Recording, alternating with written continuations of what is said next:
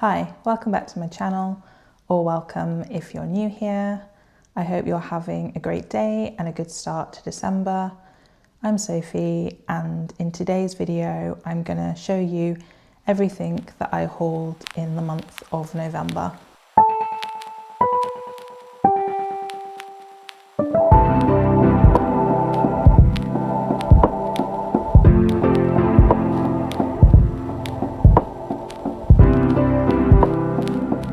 So this will include all of the books that I've hauled, but it won't have the book subscription boxes because they, again, as last month, will be in a separate video as there's quite a lot of those to get through as well.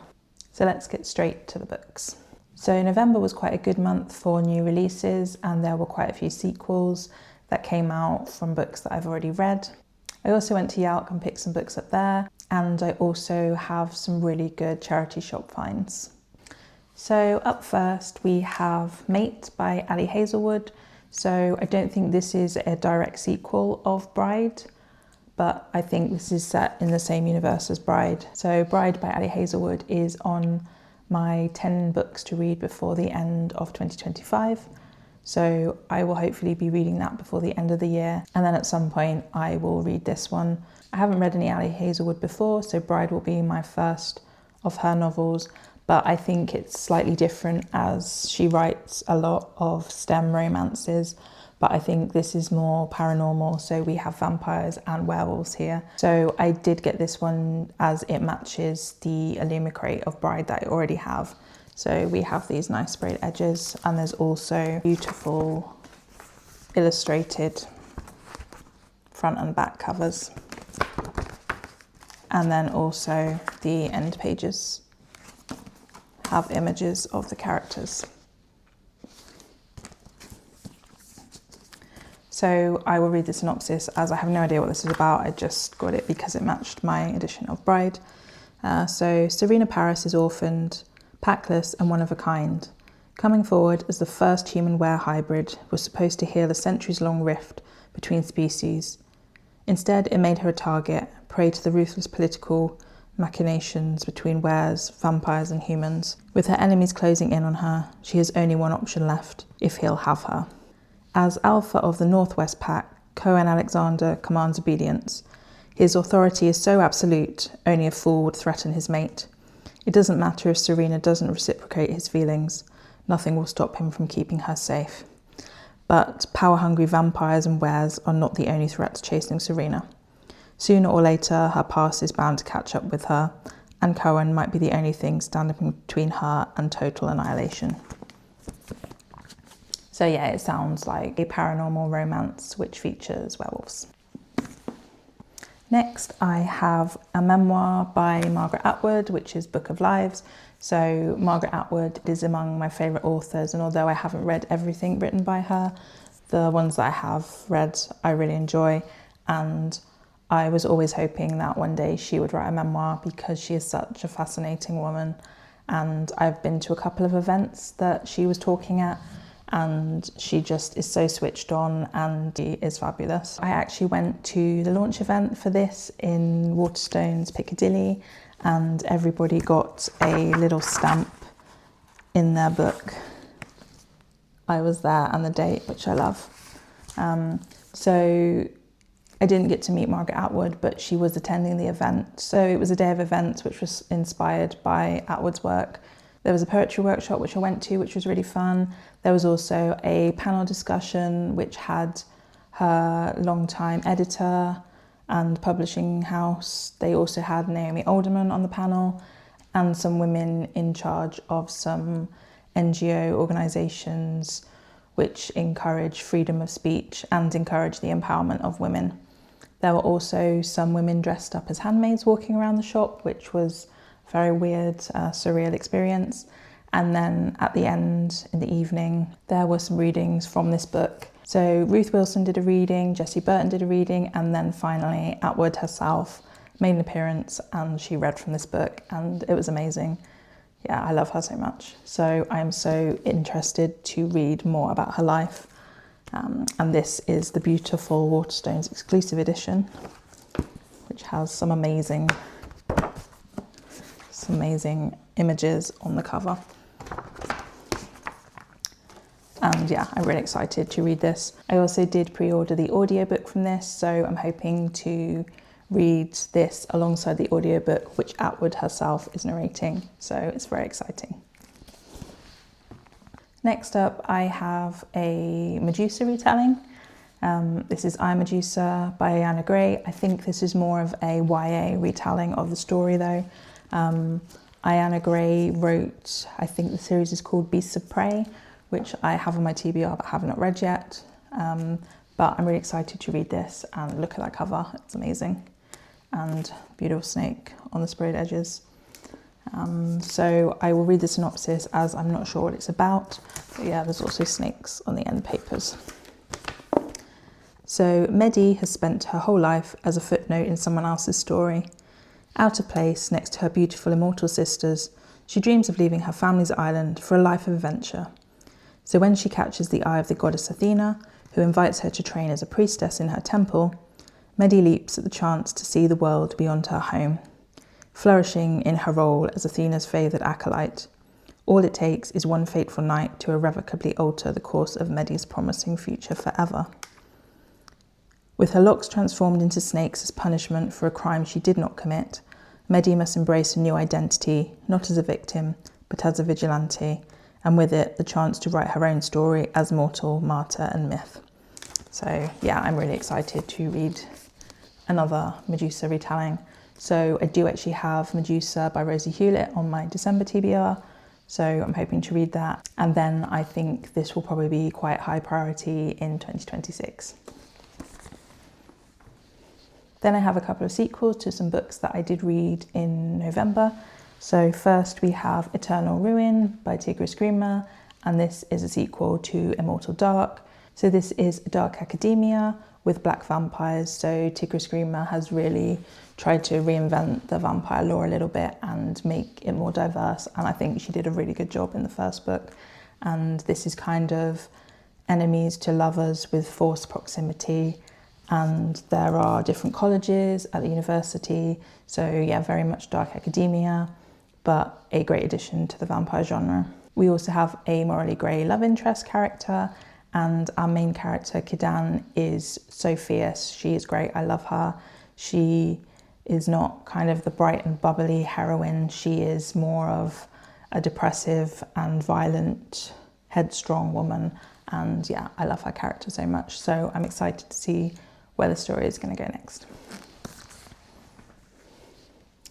Then we have the final instalment in the Empire of the Vampire trilogy, and this is Empire of the Dawn. So I managed to get the nice Waterstones special edition with the sprayed edges. But yeah, I did read the second instalment in November, and I think I really need to get on with this soon just so everything is fresh in my mind. I am also maybe tempted to reread the first two books again before I read this. Just depends how quickly I get to it, as it's quite a large book, so yeah, it may take some time to get to, but I love this series. So this is a fantasy series which is set in a period of time after an event called Day's Death, which has put the world into perpetual darkness and allowed vampires to rule. So this mainly focuses on the story of Gabriel de Lyon, who is a silver saint or vampire hunter, and he is imprisoned and forced to recount his life story to a vampire historian. And the narrative kind of weaves through his past and present and goes back and forth through the different time periods, and we follow a whole load of different characters.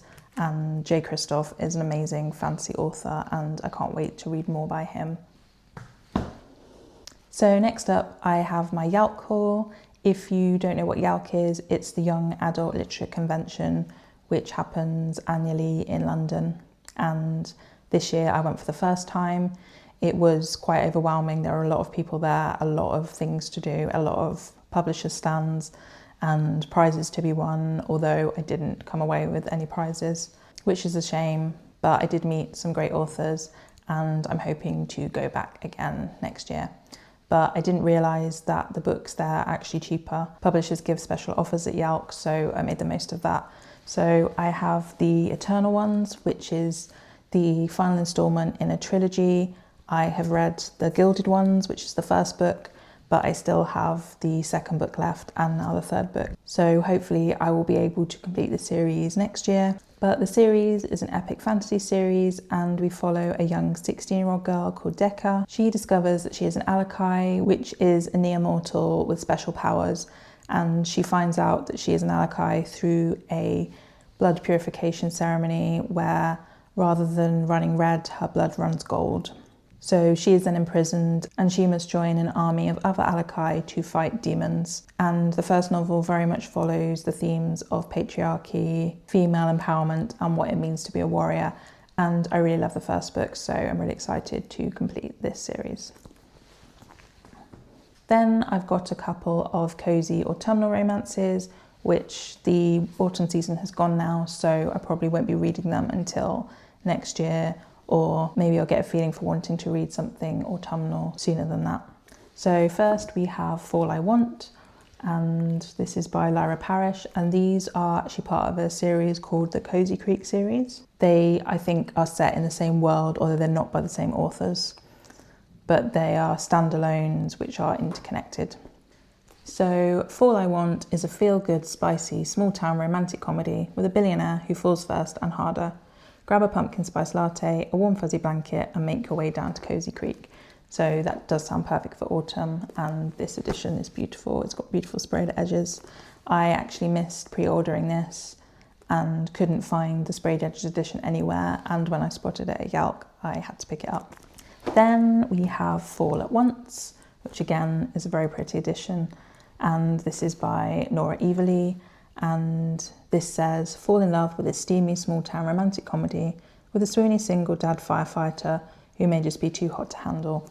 So yeah, I will read these when I get in the autumnal mood.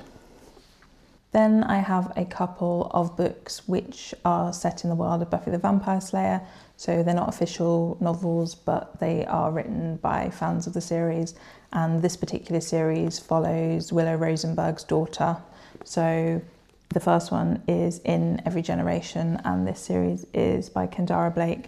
So yeah, Buffy is one of my all-time favourite series, so I love to read anything set in that world, whether it's official or not. And I am currently doing my annual rewatch of the series, so I'm excited to read these. So In Every Generation is the first one, and then we have One Girl in All the World, and there is also a third instalment, but that was in hardback, and I didn't want to have two paperbacks and one hardback. I would like them to match. And also this was on a special 2 for £10 deal. So I just picked these two up, and that was a really good deal because I saw online they were pretty expensive. So I'm glad to have picked them up directly from the publisher as well.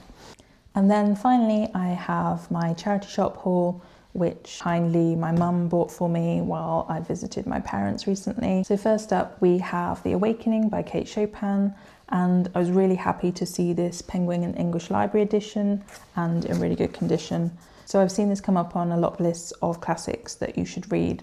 So I'm not entirely sure what it's about, but I'll read the synopsis. So this selection includes The Awakening, which is a novella of a married woman's sexual liberation that caused outrage on its publication at the end of the 19th century, as well as further tales of shocking revelations, brief pleasures and female relationships set in her home state of Louisiana and beyond. So I am looking forward to reading this. Then I have Jamaica Inn by Daphne du Maurier. So I've read Rebecca by Daphne du Maurier, and I'm really wanting to read more of her work. So I was really excited to find a copy of this in the charity shop. I was also partly inspired by Gavin Reads It All, as he did a Vlogs of Halloween where he was reading Jamaica Inn. So it kind of pushed me to bump this up my TBR. And Gavin has done a lot of videos where he goes to haunted places using an app called GhostTube, where he tries to speak to ghosts, and I absolutely love watching those. So I will leave a link below so you can check those out too. And then the last book that I hauled in November is admittedly a second copy of a book that I already own. This is The Historian by Elizabeth Kostova, and I was so happy to find this unusual edition.